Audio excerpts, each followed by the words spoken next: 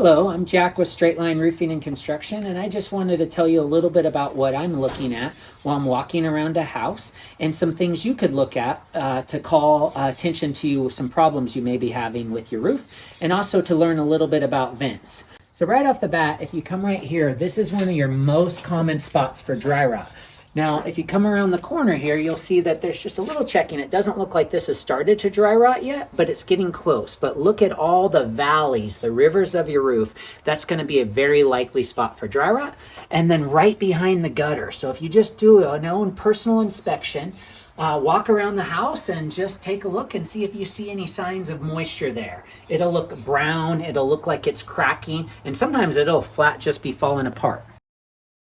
So these are called eave vents, and they are crucial to the breathing of your home.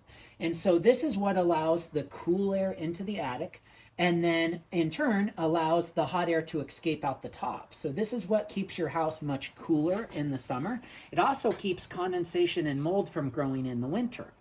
Now, something I wanted to show is this is very uncommon that you see two different size vents here. So to your left is the vents that we used to use all the time. There were these larger mesh vents. They were very common in the market. They have a 1/4 inch spacing between the holes. And next door is this smaller vent that has an 1/8 inch mesh. There's been some horrific fires like Caldor and some of the other ones. And some of those fires, the houses caught fire because the embers in the atmosphere. And what happens is because these vents are meant to suck the cool air into the house, they actually act like a vacuum and they grab the embers and they put it into your attic. So it's a really good idea to go around your house and see if you have the vents with the large holes, the 1/4 inch holes, or the small holes, the 1/8 inch holes that don't allow the embers into your attic. That's just a big fire safe thing you can do.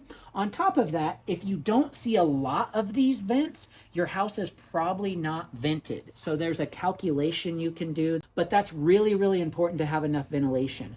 Some of homes, instead of there being a big vent like this, they only have tiny little holes. They almost look like little bird mouth holes, and it truly looks like a bird can pull in. If you see that you have those, you probably have a severe lack of ventilation.